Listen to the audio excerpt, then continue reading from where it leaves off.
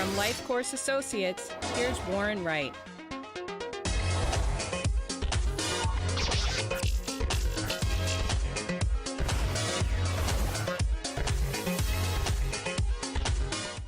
So the name of my presentation is The Millennial Footprint on Media and Entertainment.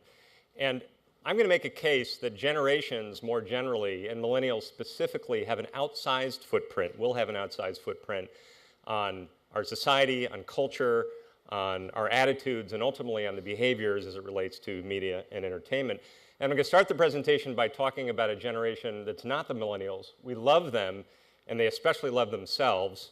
This is the baby boomers, or also known as your parents.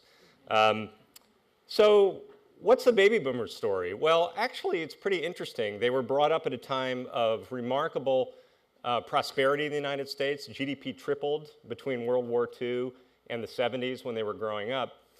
And instead of being really grateful for all that wealth that was created, they kind of rebelled, and they actually turned inward against all this conventionality and this moving to the suburbs and the Ozzie and Harriet. And the most interesting part, of course, as we all know about the boomers is the 60s. We call it the 60s, but it's between the late 60s and early 70s. And the epicenter of this great rebellion and cultural upheaval, the stew of cultural dissent, as it were, took place in the San Francisco Bay Area.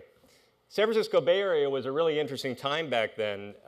It was a place of kind of a mashup between hippies and tech people.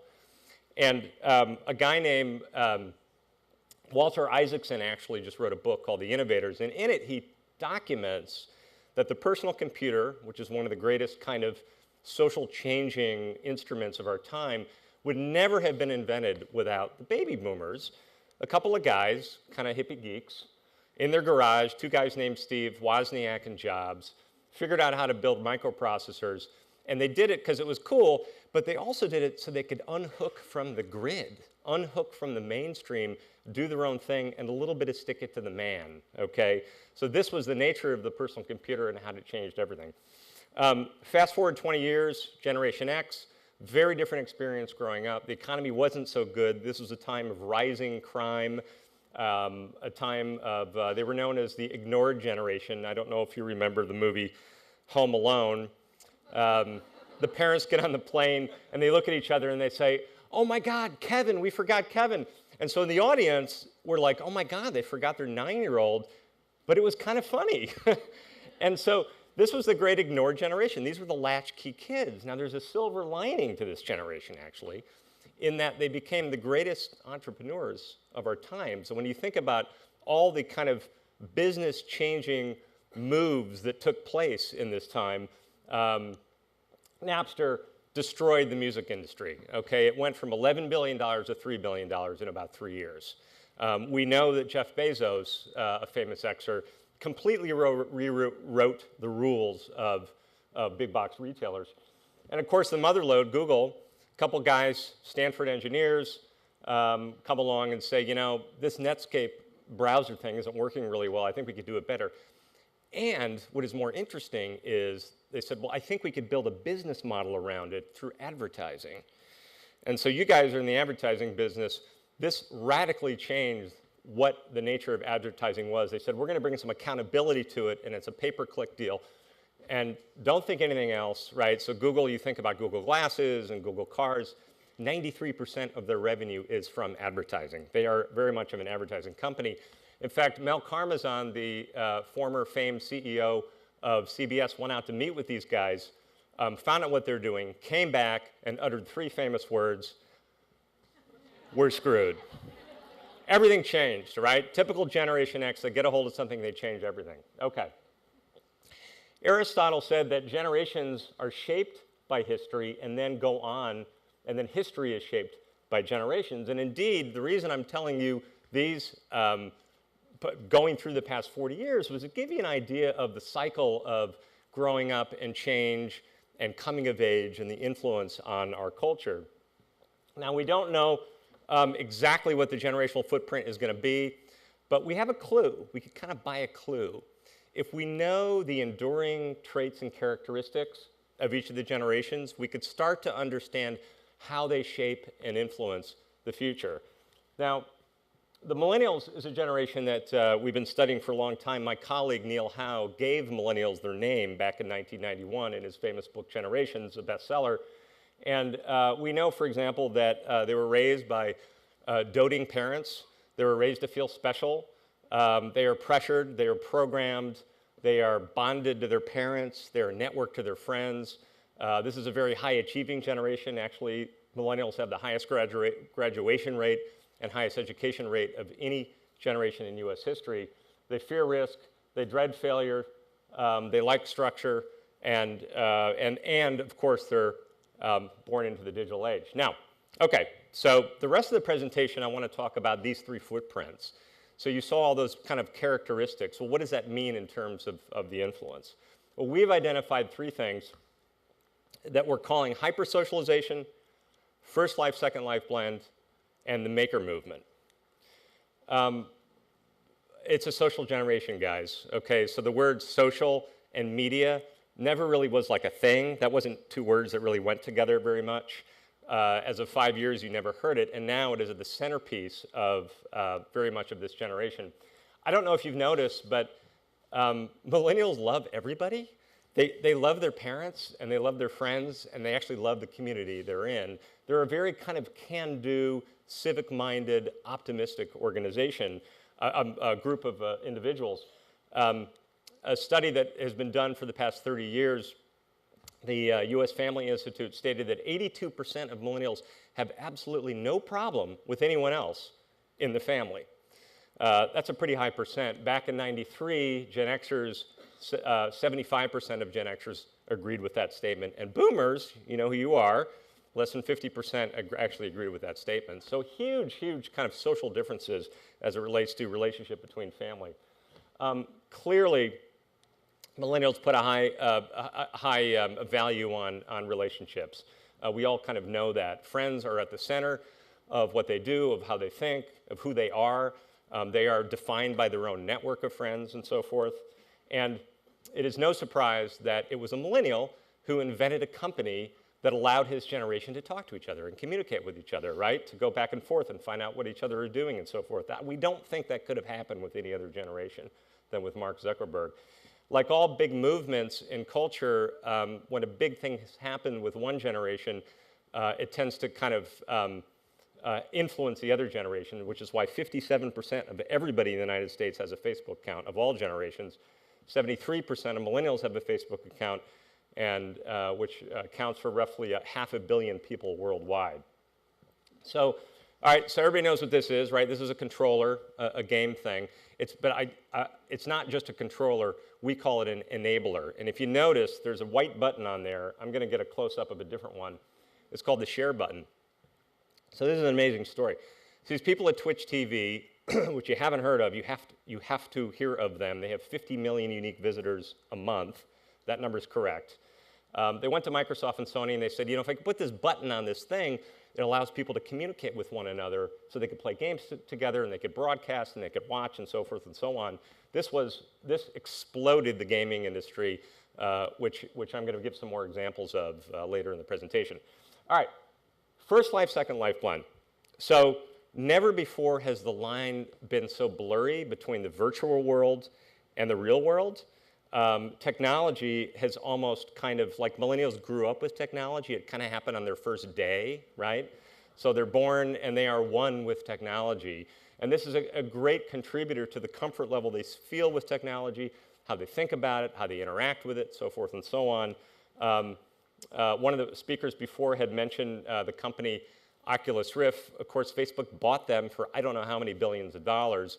This is a company that is in the forefront of sophisticated visual technology, and you have these wide range of industries that are using it, from law enforcement to pornography, and everybody in between is looking at Oculus Rift as a way of entertaining.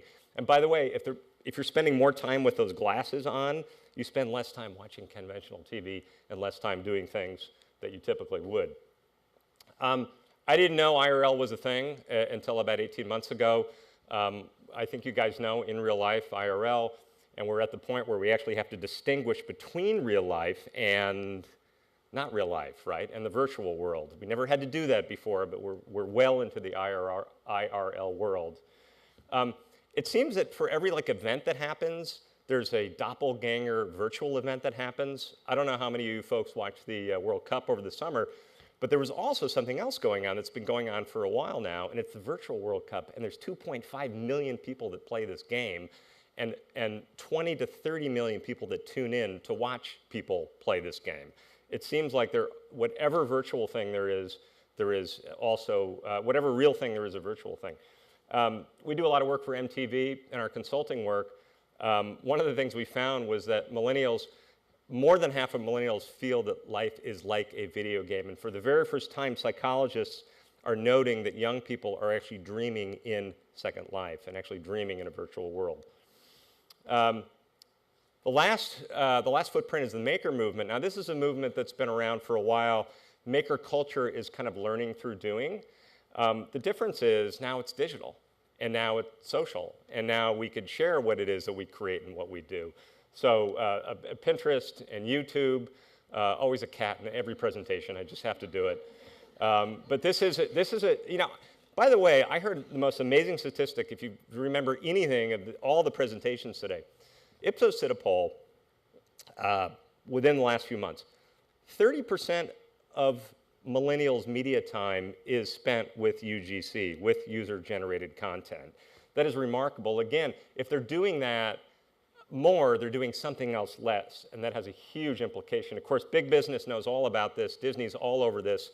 They purchased Maker Studio.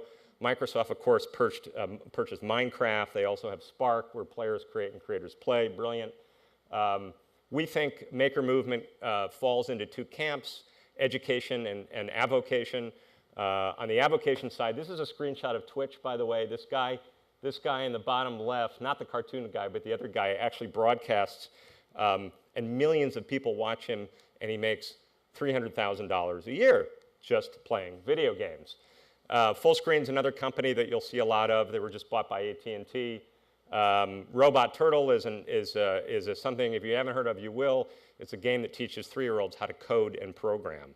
So they're starting very, very early in getting into this stuff. So, okay, so what does this look like in the future? Now, we don't know exactly, but I'm going to give you a little bit of a clue. What is that? What is going on? Twitch pays Pokemon. Volume could go down now. Let's calm down. This is actually in real time. So this Australian guy, just some guy who remains anonymous to this day, figured out a program where multiple, and I mean multiple people, could actually play at the same time Pokemon and try to get the Pokemon guy, to the next level, right? And there's a lot of people playing against it and so forth and so on. But what's really interesting about this is that, okay, so there was 1.2 million people that played at the same time, but there was 55 million people that were looking at it and watching it. 55 million people. Now, for us, we study generations. That was a millennial moment, okay? So you have the maker movement going on, you have the virtual worlds, right? You have this kind of achievement ethic of figuring out, competition, but you do have people working together. We've learned from Barney the dinosaur. Millennials have learned to work together and work as teams and so forth, right? So all this stuff is kind of mashed together to create the new, what we believe is the new vision and new paradigm for the future. I will leave you with one slide. It's kind of my 3-word mantra that I use that I recommend that media companies think about when they think about developing new medias, new technologies, and so forth. Participate, create, and share. Participate, create, and share. If you're doing these 3 things and you're paying attention to this, you will likely have a successful model in media for the future. Thank you. Joining Warren is Hill Holliday's Graham Ritchie.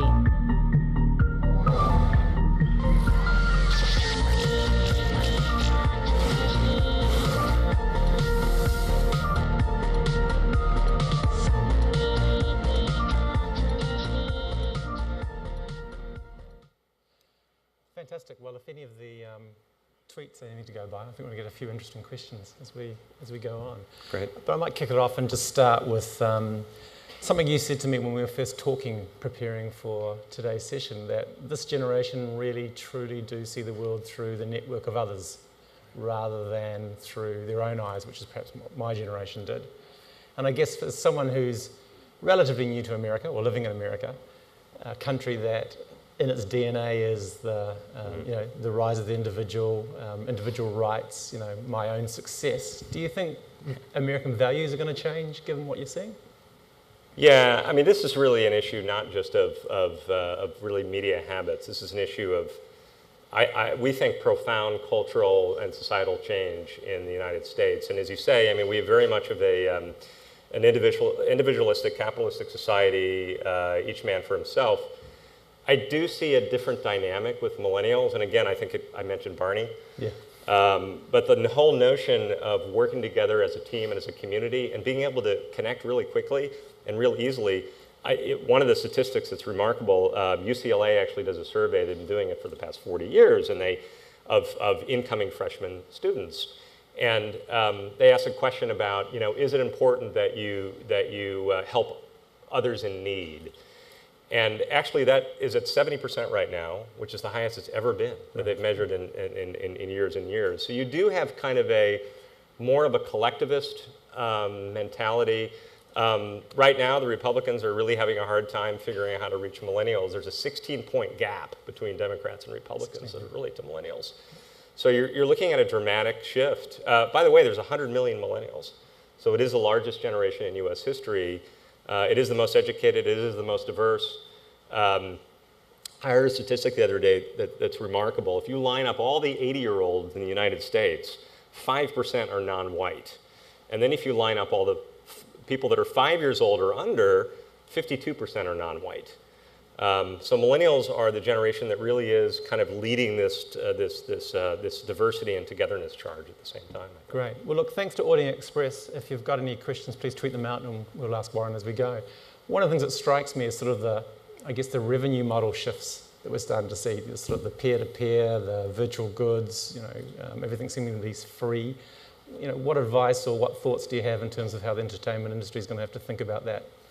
In order to answer that, I need to be paid, because that is a question that no one has figured out, that we're thinking about a lot. I will tell you that one of the characteristics of the millennial generation is they're frugal, they're savvy, they're smart. I mean, no one wants, I have a son who uses my Netflix account, right?